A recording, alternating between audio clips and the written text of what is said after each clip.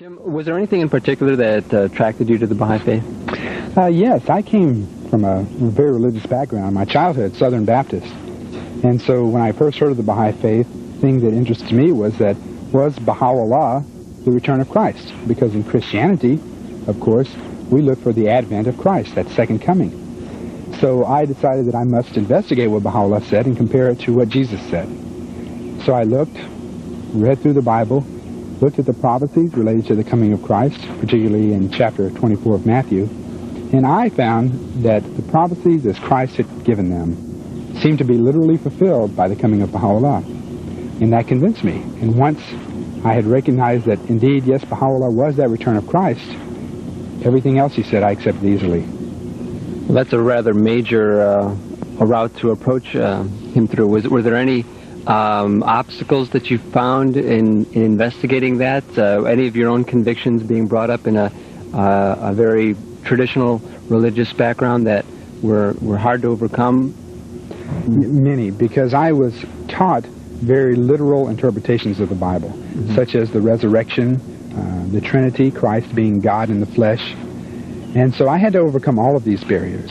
And of course what I did to do that was to see what the Baha'i teachings said about each of these topics. And then again went back to see what Jesus himself had said.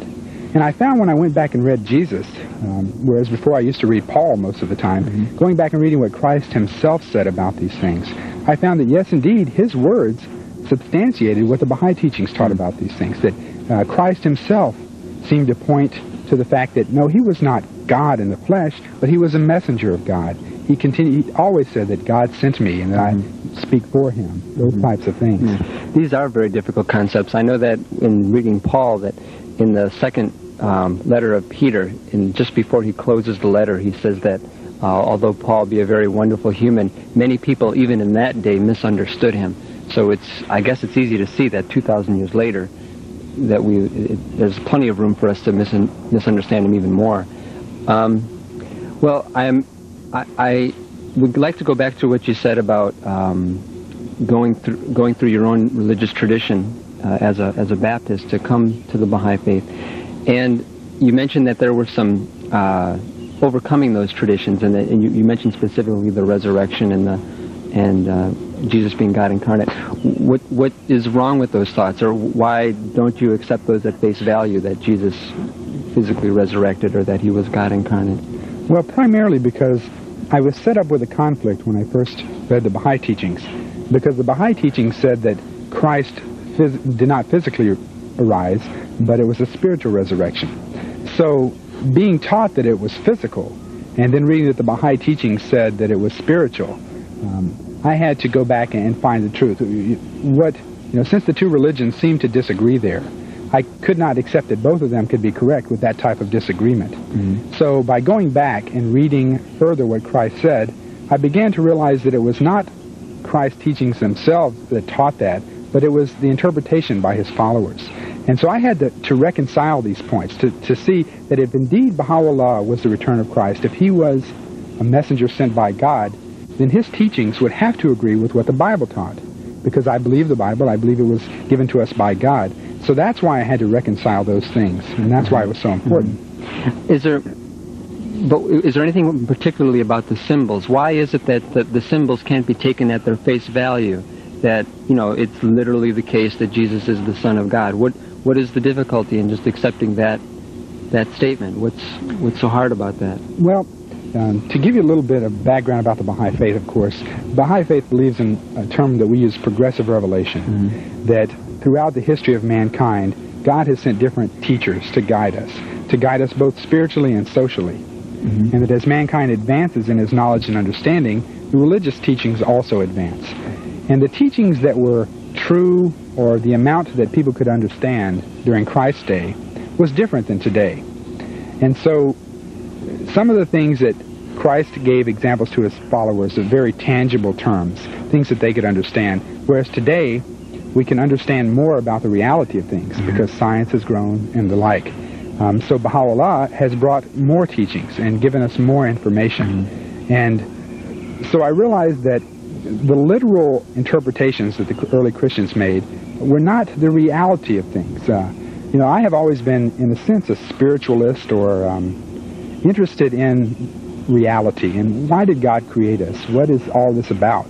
The more transcendental types of things. And in Christianity, you seem to lose that a little bit because it's all a matter of Jesus came, Jesus died, if you believe him, you're saved and you go to heaven. Mm-hmm. Well, why would God create us just to do that? You know, he didn't need to create us to do that. So I began to realize that there was more to this creation than just those simple facts. In the Baha'i teachings, those types of things are brought out, and it's explained the symbology and the underlying meaning to these types of things. The symbols is a good point that you make, Jim, because I think about when I say to my wife that you know, when you wrote love letters or something to your spouse or someone you love, and you say, "My heart's on fire in love with you," or you know, we use these symbols, and no one expects you to mean that your heart is literally on fire, but it's a symbol to convey an emotional meaning. And so I'm taking what you're saying is that a lot of these symbols weren't intended to be literal, but they're used simply to convey something that is impossible to contain in words because language is limited. Right. It's like the idea of God, for example. I view God as a being that is beyond our understanding. That it's not an individual human being, mm-hmm. but it is a spirit. That the Bible says God is a spirit. Mm-hmm. And it's something beyond our comprehension. And so, because there are so many of things that our limited minds cannot understand, it seems that the prophets have spoken to us in symbolic terms, mm-hmm. that they have taken realities or spiritual truths and tried to condense them into something that we could understand. Mm-hmm. And if you look at the laws in the Old Testament versus the New Testament, you'll find that many of the laws were much more strict and stringent in the Old Testament, mm-hmm. Whereas Christ seemed to relax a few things when he came along because man had advanced. And so these symbols, you know, are given depending on man's ability to understand. Mm-hmm. Very good. And what is it, if for the Christians who may be watching, or the Christians who we know, who have had real legitimate spiritual experiences with their relationship with Christ, and matter of fact, base their entire faith on this experience, to them, a conversation like this may be totally meaningless because to them, the reality of their faith is this experience they've had with Christ. So what would entice them to be interested in looking any further when they feel that they've... Good question. Of course, Baha'is do not deny Christ. We believe that Christ, and we believe that Bahá'u'lláh is that spiritual return of Christ. We believe that all of the major religions, the major revealed religions, are indeed sent by God, that they are part of his continuing, unfolding religion. So the fact that you're Jewish or Christian or Buddhist, whatever, does not mean that you're out on truth, because each of these prophets brought the truth. Mm-hmm. So their followers can reach God through the teachings of their faith. Mm-hmm. But what I sort of use an analogy such as a school. Mm-hmm. You look at the different grades, say 1 through 9th grade, mm-hmm. And you take someone who's in the 1st grade, the experiences that they're having there, the things that they are learning are legitimate and true. But then take someone in the 9th grade, and how much more they will know and understand and develop. And it's sort of that way that with each of the religions, you're given a little more knowledge and understanding about God and about his purpose for man. Mm-hmm. So that though Christians are not out of it by any means because Christ brought the truth, mm-hmm. the return, that spiritual return in Bahá'u'lláh, brings even more truth. Mm-hmm. And in fact, Christ himself said that when he, the Comforter, shall come, I will lead you to all mm-hmm. truth. Yeah. So what you're saying is that, using the analogy of the school, that all of the teachers of the grades 1 through 9 would have the same amount of knowledge, but they would only convey it to the degree that the pupils can understand. Exactly. Okay. So when Jesus says, I have many things to say to you, but you cannot bear them now. In other words, he had all knowledge, but humanity could only take so much. You wouldn't teach algebra to a 2nd grader. Is that's exactly. The analogy? In fact, if you look back in the Bible, you see that all of Christ's teachings were done in parables. Mm-hmm. He gave them stories so that the people could understand it mm-hmm. at that time. If Christ had gone into, look at our science today. Christ, no doubt, knew that all of these things were going to occur, that we would be able to communicate around the world instantly by mm-hmm. telephone and things like that. But who at that time would have understood any of that? Be united with the Eskimos and the Incas, and they would say, who? Right. And again, you know, what you've mentioned fits right back into the Baha'i scheme of things. that within this progressive revelation comes a greater benefit for mankind as a whole. That with each of the prophets, there seems to have been a step taken in the social structure of mankind. During Moses, for example, the tribes, of Israel were together, and that was sort of the social unit. And as man went along, he developed into city-states and nations. And we believe that the next step in man's social evolution or growth is world unity. And that Baha'u'lláh has come to usher in that world unity and that millennium of peace spoken of by Christ. Okay, so in other words, all these past religions or religious traditions have spoken to a particular segment of humanity, and that this is an age in which we can understand that they were all leading to the same point, and that Baha'u'llah's coming marks, in a way, the fulfillment of all these religions' prophecies and their expectation that one day there would be a united planet. Exactly. If you look back in the Old Testament, you'll see, of course, that the people expected a Messiah, a world leader who would come and help unite the planet. Well, when Christ came, the Jewish people did not believe that he did that, many of them.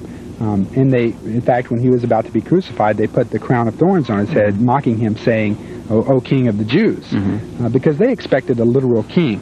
And of course, all the religions, Christianity specifically, has talked about this day of God, or this millennium of peace that is going to occur on the planet. Christ himself said, when the kingdom of God on earth.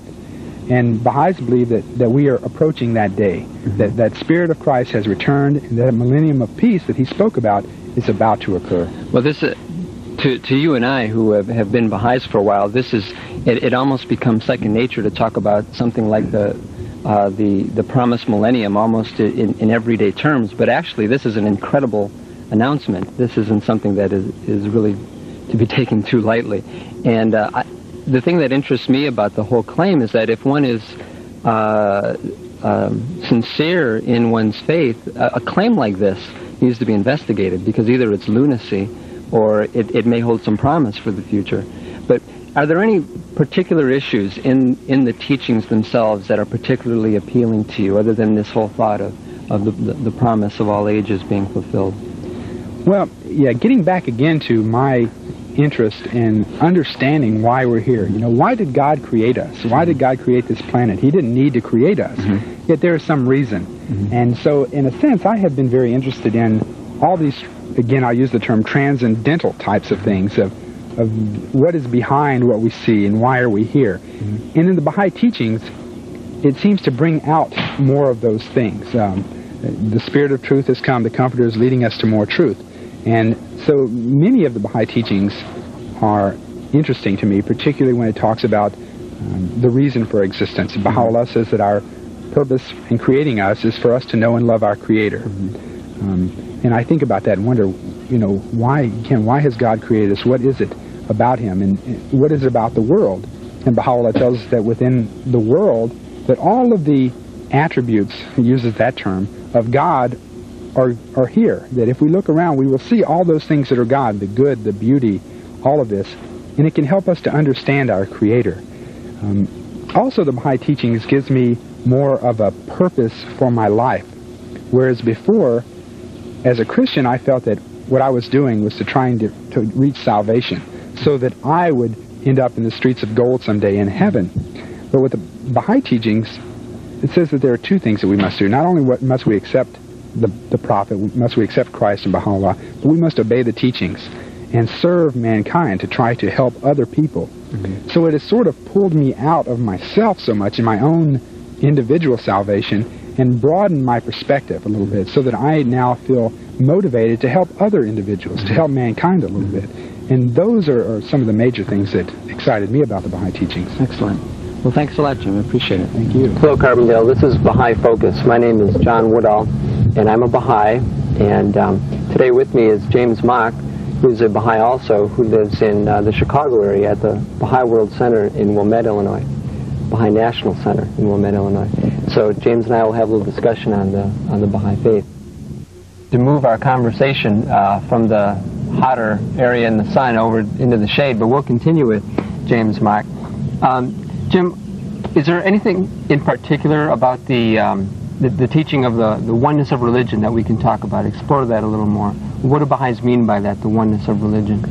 Well, that was one of the things that also attracted me to the Baha'i faith, was that I could see throughout the world different religions in different parts of the country, each with teachings trying to lead people to God. And as a Christian, of course, I had denied most of these other religions because I didn't see where they fit in. Like which other religions? Such as Buddhism, Hinduism, Zoroastrianism, Islam. Okay. All of these, there was no mention of them in the Bible. Christ never spoke of them. It seemed from the Bible as it was put together that we made the jump from the time of Moses to the time of Christ, and that this was only God's only messages to mankind. Within the Baha'i faith, though, I saw that Baha'u'lláh taught that all the religions had been revealed by God, and that there's a thread of spiritual truth running through all of them that links them together, that each is a greater fulfillment of the one before it and adds more to it. And as I went back and I began to study some of the other religions that I used to not pay attention to, I found that indeed there was a similarity, that each of them had a golden rule as such. Each of them had a code or standard of living, which they said were the laws and teachings of God. Each of them had a prophet. Each of them seemed to expect a return of that prophet, or a day, a millennium of peace. So, each religion had the same expectation. Yes, as I went back and I saw that each of them did. And of course the Baha'i faith was saying that it was the fulfillment of all of these prophecies. So then it was a reconfirmation when I went back and read about the other religions of what the Baha'i faith was teaching. Then why is it that people not only from Christian or Jewish backgrounds, but Islamic backgrounds, all different backgrounds, think that their particular religion is the only way? In the West, and Christians, you commonly hear that, well, these may have threads of truth, like you said, in these other religions, but they're not the truth. They have maybe a thread of truth. But then if you talk to a Buddhist, the Buddhist will say, well, yes, the Christianity has a thread of truth, but the Lord Buddha is the Tao, is the way. Right. Or in Islam, the same way. So who are they all right? Are they all wrong? Is only one of them right? How do we know? Well, I think that a lot of it has to do with the interpretations that were made by the followers. For example, as I surveyed Christianity itself, my roots, where I came from, I began to realize I'm a Baptist. And what does that mean? What are Catholics? Where did they develop their beliefs? What do they each believe that makes them different? Yet supposedly they're all Christian. And so I went to a library and started investigating and found that there were several hundred denominations of Christianity. Several hundred? Yes. Each of them with their own interpretation of certain aspects of their belief. I began to realize that, hey, this had to be man-made. God did not make all these denominations. People took the writings, took the Bible, and decided for themselves what they thought this meant. And so some followed here, some followed there, and it really split up the religion.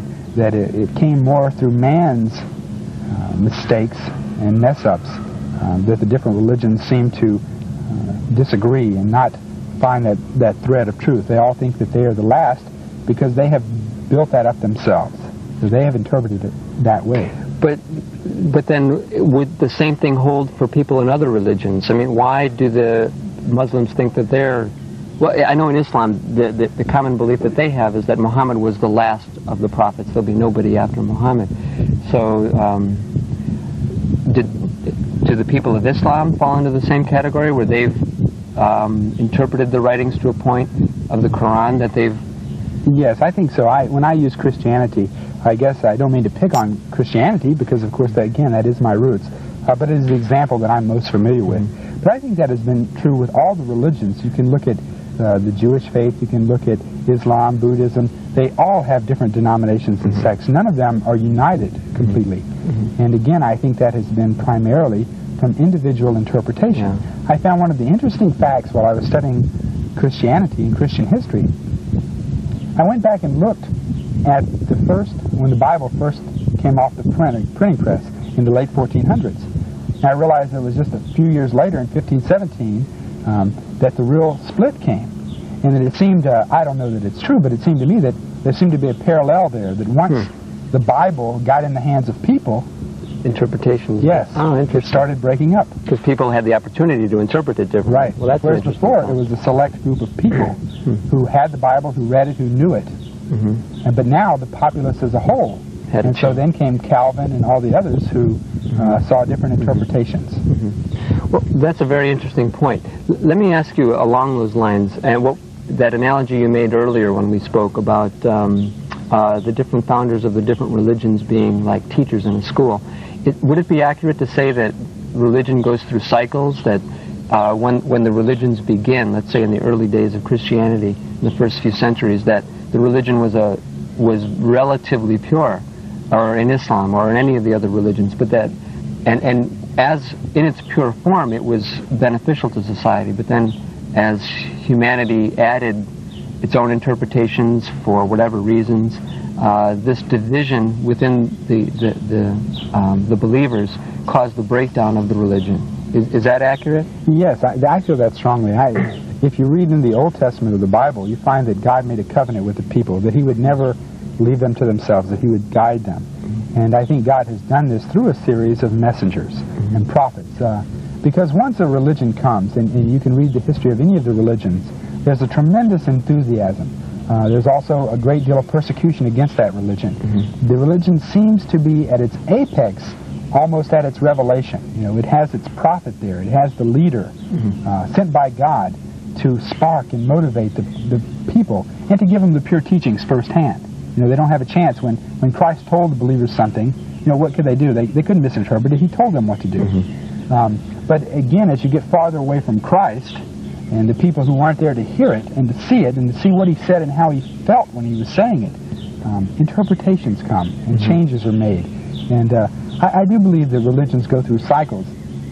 And the Baha'i faith talks about that and says that each of the religions has had that cycle where they reach their climax and then they start to decrease a little bit in their effectiveness because of the breakup, because of the approaching advent of the next manifestation.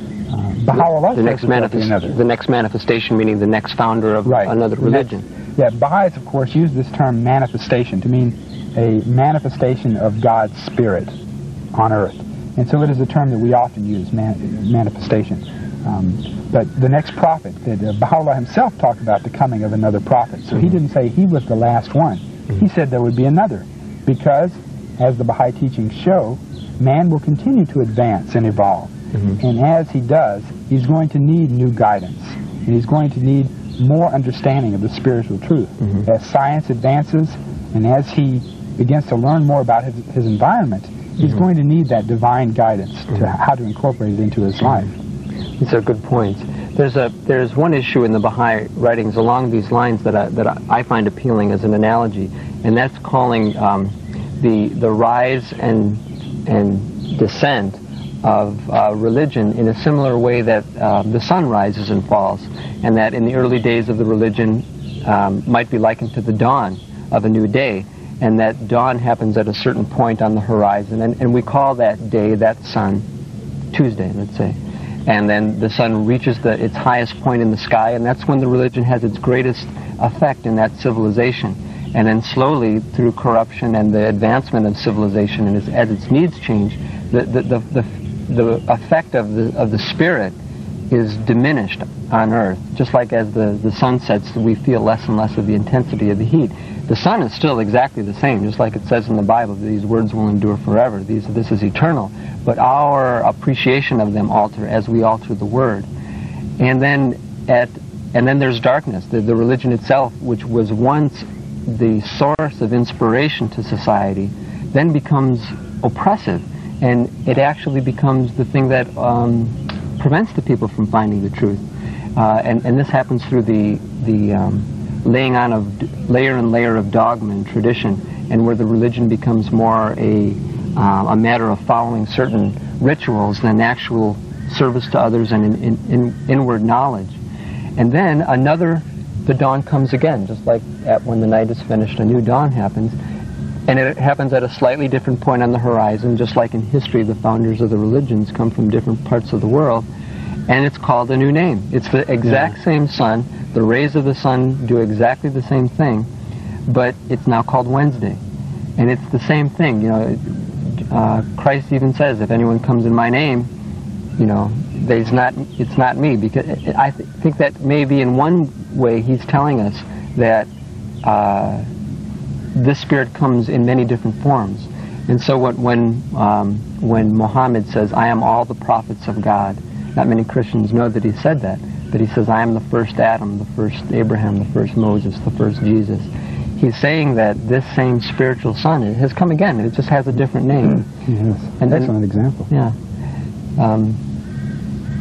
So how does that fit in then with the Baha'i teachings for this day? What then would be Baha'u'llah's mission? What's so special about this age then? And going on to that point of that cyclic nature of religion, what is it to prevent the Baha'i faith from going through the same degenerative cycle that happens just in the course of time by people adding their interpretations and changing and altering the religion? Well, to answer the first part of your question is that today is different in the sense that man is reaching a point where he is trying to culminate his life on this planet in a unified world society. We believe that that day of peace that Christ spoke about, the millennium, and the day of peace, the day of God that all the religions have mentioned, is about to be fulfilled in this day, that Baha'u'lláh is that returned spirit. And his teachings are going to unite the planet and bring peace to mankind, and that kingdom of God will be established on the planet. So that is the specialness of this day. It is sort of a culmination of a cycle. The other thing about why the Baha'i faith, we believe, will not degenerate as the other religions did, is that Baha'u'lláh, for one thing, wrote all of his tablets and wrote his teachings down. With the other religions, with the exception of Muhammad, all of the writings were taken down by scribes and other people. Baha'u'lláh wrote his writings and left a written record to us of what we should be doing. In addition, he did something that was unique in religious history. He specifically appointed by his own hand the one who would come after him. For example, Christ pointed to Peter as being the one who they should follow afterward. Some did, some didn't. But Baha'u'lláh made it very emphatic who should guide his faith upon his death. Because in Christianity, it isn't even considered clear that Peter was the successor. Right. So you're saying in unequivocal terms, Baha'u'lláh wrote this down. Right. He wrote down and said that Abdul-Baha, who he called the center of his covenant, would be the one that people should turn to upon his death, that he would be the interpreter of his writings, and that no one else could interpret his writings. So, and rather than having Baha'is grab the writings, read them, and come up with their own individual understandings, he appointed someone specifically to do that, so that there would be no division among the people. And then Abdul-Baha, upon his death and his will, appointed someone to succeed after him. So the Baha'i faith has had a string of appointed interpreters to explain what Baha'u'lláh meant when he said a certain thing. That way he has prevented individuals from taking it upon themselves. This is an interesting point, because then it assumes that Baha'is see these sources of these people who interpret as having the authority given by Baha'u'lláh. So I assume that if a Baha'i accepts the authority of Baha'u'lláh as being a messenger from God, he then must accept the authority of these people to interpret. Yes, it's part of, we use the term covenant. Similar to the Old Testament understanding of an idea of a covenant, an agreement between God and man. God made his covenant with Noah, saying that he would never destroy the earth by water again, and the rainbow as a sign of that covenant. Well, Baha'u'lláh made a covenant with his people, saying that here you have Abdul-Baha as the one who will be the interpreter, that you must follow what he says. And we call it sort of a lesser covenant with mankind, is that connection between the prophet and the ones coming after him, to continue that unerring guidance for mankind. And it is something unique. None of the other religions have had that. Well, the question is, does it work? Are there sects of then divisions of the Baha'i faith all over the world? If I were to go to Uganda, would the Baha'is believe the same thing that they do in Brazil?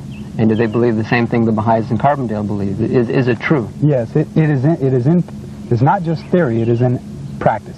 You go anywhere throughout the world and you can meet the Baha'is, and you will find that they are all living up to the same teachings. They're all following the same structure and reading the same books and going for the same goals. So it is working. There is one Baha'i faith worldwide. and it comes together, and it is overseen by what we call the Universal House of Justice, which is a body of 9 individuals who are elected by the Baha'is throughout the world to be the administrative body for the Baha'i faith. The Universal House of Justice was not appointed, but ordained in the writings of Bahá'u'lláh. He himself said that mankind should elect a Universal House of Justice that would oversee the affairs, and that what these people did would be the will of God. And so we have had that unifying body, which is centered in Haifa, Israel, on Mount Carmel, in the Holy Land, and it oversees the affairs of the Baha'i community, and it has been a unifying factor for all the Baha'is, so that we all believe the same thing, and we're all working for the same goals.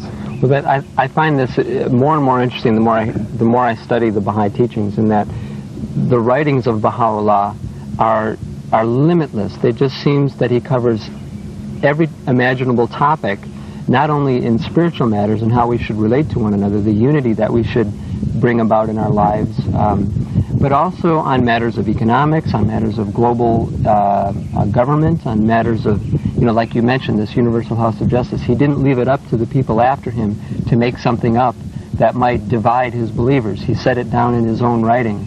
And so there's no dispute. There isn't a first Congregationalist Baha'i church and then a second Reformed Baha'i movement. It's all the same thing. It's all the Baha'is working towards the same goal. And as far as I know, it's the only group of people in the world, who can claim such great diversity doing that sort of a thing. Well, okay, can you speak about that? Is the Baha'i faith a phenomenon that exists in America? Does it exist in other places? Yes. What kind of appeal does it have? It's throughout the world. In fact, America is not one of its fastest growing areas. Though there are a lot of Baha'is in this country, some of the third world countries has been where the Baha'i teachings have caught on the greatest. I don't have any interpretation as to why that might be. A little idea is that Christ himself said that the meek would inherit the earth. Possibly this is a fulfillment of that prophecy. The largest Baha'i community in the world is in India, where there are more than 1 million Baha'is. And so the Baha'i faith has caught on throughout the world. It is in every country and territory, islands, every sovereign nation, Baha'is all working for this unity, which is something you had mentioned, that yes, not only is the Baha'i faith unified within itself, but of course its primary purpose is to bring unity to mankind, to establish that millennium of peace. As I see it, the Baha'i teachings say that religion basically has 2 purposes. One is the inner spiritual effect on the individual, so that it's a sort of a salvation, you might call it, or individual growth. And the second is a social. Christ gave social laws such as divorce and things like that. So each of the religions have brought social laws with them. And of course, as Baha'is, we believe that today the teachings of Baha'u'lláh are going to help mankind reach its apex in a world unified state, where indeed the kingdom of God is established on earth. And so unity is the primary purpose of the Baha'i faith. It's very interesting. I like what the point you made, that if the Baha'i faith claims its goal is to help unify the world and to be the agency that can unite the world, it itself, it would seem, would have to be unified also. So it only makes sense that you can only have unity if you already are unified, or you can only extend your unity that way. I wanted to ask you, you were mentioning about the different areas of the world that the Baha'i faith is growing in, and you mentioned the third world. But I think if anyone has heard of the Baha'i faith, it's more than likely that they've heard about it from the recent events in Iran. Can you speak to that at all? What is happening there? Yes, well, as many of you may know from reading newspaper, Newsweek, Time, many of the major magazines, there has been a wave of persecution in Iran against the Baha'is. This has primarily been inflicted by the Muslim clergy there. And I think a little bit it stems back to the typical religious history. If you look at the early Christians, they were persecuted by the Jews. The Muslims were persecuted by the Christians and the Jews. And with each new religion, the followers of previous religions tend to look at them as heretics and try to stamp them out. And the Baha'is have not been immune from this. The clergy, particularly in Iran and in several other countries of the world, have tried to stamp out the Baha'i faith because they believe it is heresy. And many Baha'is, more than 150 Baha'is in the last few years have died in Iran, some of them in insidious ways through torture. Recently we received a report that one woman, shortly after she had given birth, was killed, and the child was taken away and given to another Muslim family. And so the Baha'is in Iran are experiencing great difficulties, losing their jobs, children being expelled from school, all because they're Baha'is. Yeah. And apparently the Iranian regime makes no pretense or pretext about that. They say these people are infidels. Not only are they infidels, but they're trying to disrupt the government. They deserve to die. It's like they're not even trying to hide the fact that they're persecuting them because of their religious faith. And some of the things I've read are like you said, are absolutely atrocious. As I understand it, people in Iran must have a national identity. They must have an identity card that's issued to every citizen. And Baha'is are not allowed to have an identity card. And to buy food, to own property, to have any freedom, to have any right as a citizen, one must have an identity card. And Baha'is aren't allowed this. So that means they can't hold a job, they can't go to school, they can't buy food, they can't live anywhere, they can't do business with anyone.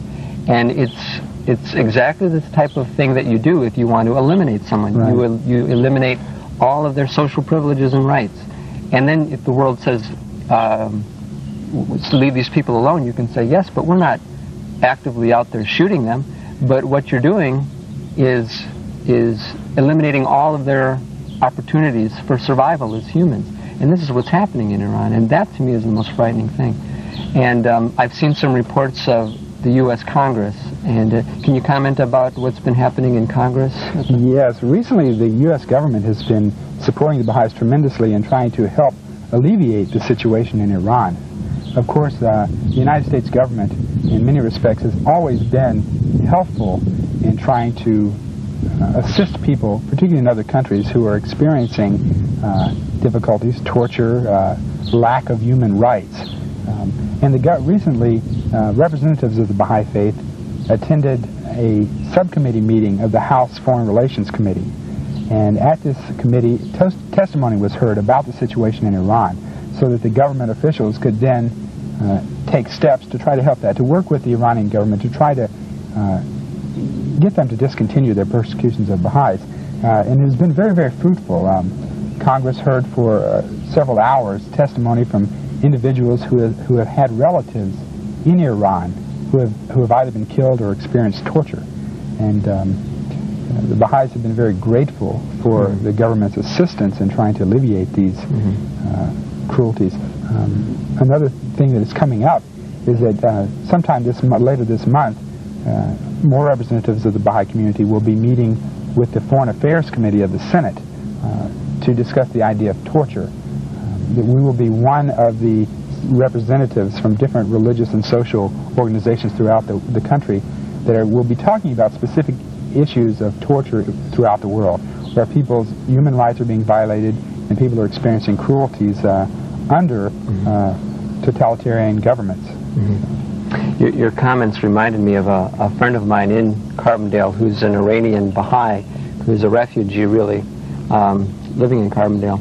And a friend of mine recently saw him and noticed how poorly he looked, how fatigued, how he'd aged years and years in just the last year or so. He's bags under his eyes, his hair is turning gray prematurely.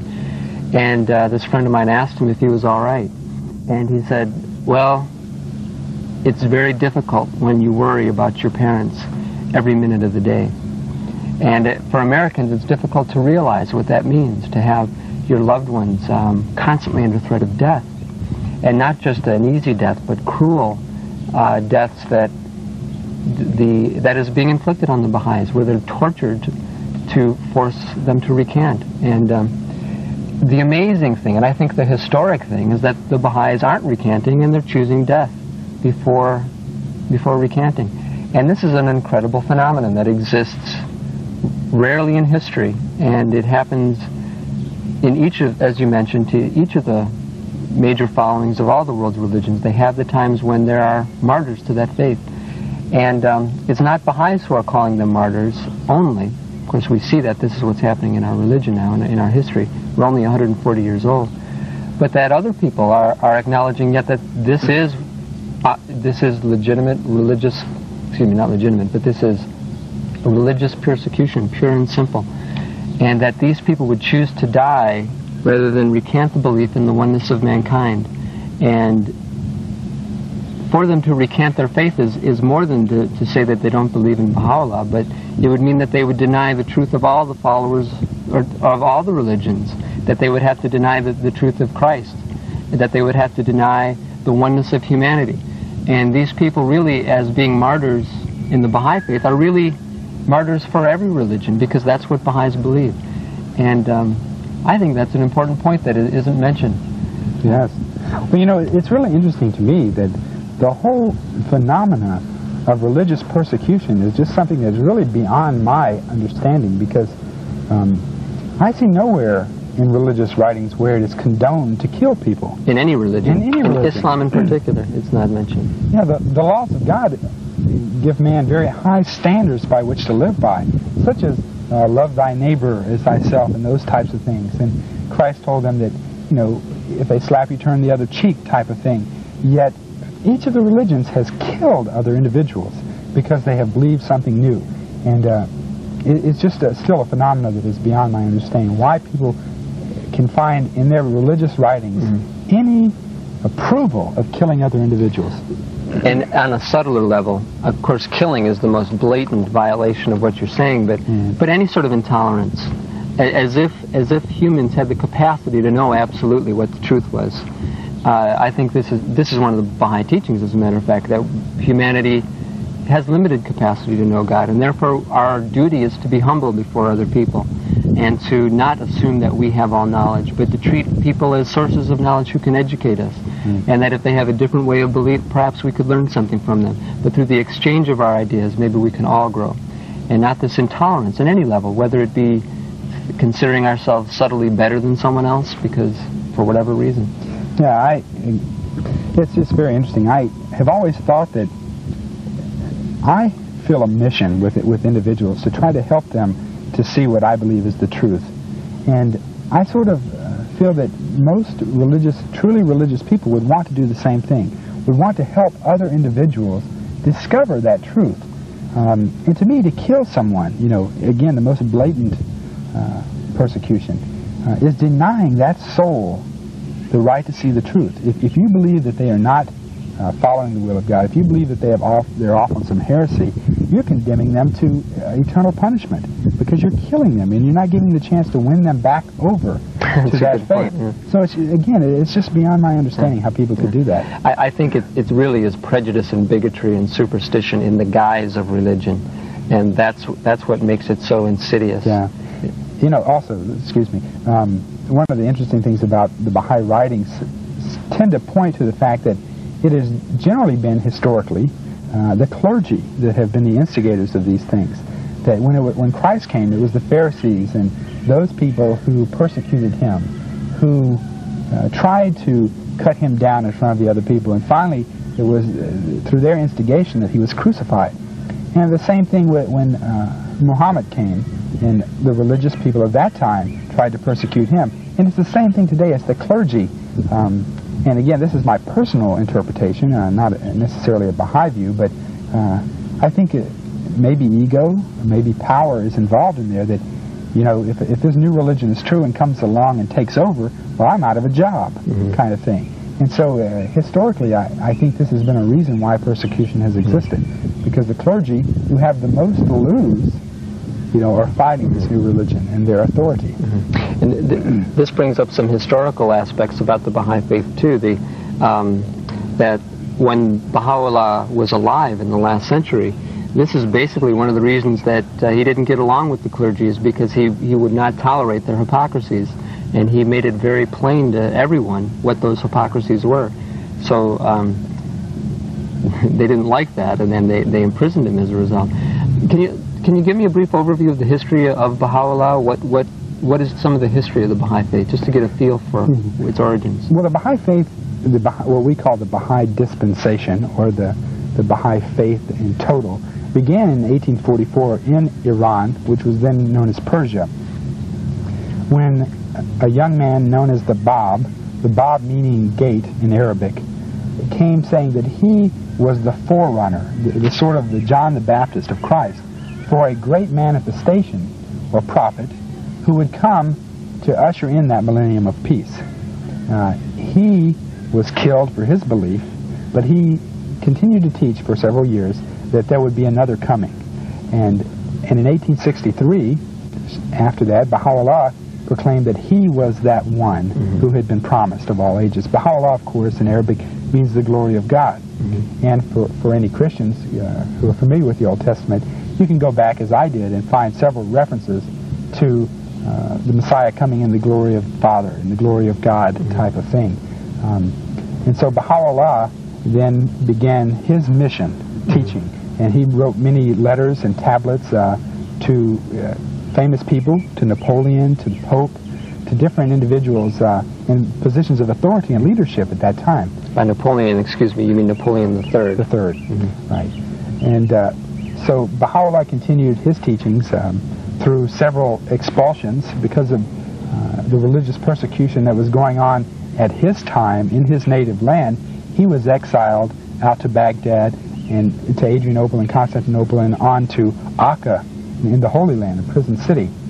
And throughout this time he continued to teach his faith, and his followers would go out and spread it throughout the Middle East part of the world. And finally he, by accident, by these banishments, ended up in the Holy Land, which of course we as Baha'is believe is another fulfillment of prophecy. The Old Testament talks about Zion, and the house of the Lord will be built upon Zion, the laws will stream forth.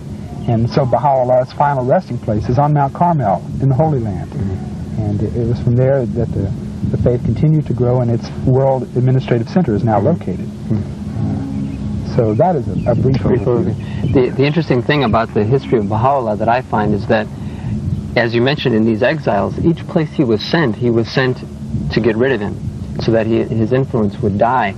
And that every place he was sent, the people would become so enamored with him and fall in love with his teachings to such a degree that they'd have to send him somewhere else. Yes. So it's a fascinating history, and it would be something that the viewers may want to investigate themselves at some time. Well, yes. Thanks very much, James, for talking. Thank you. Appreciate it.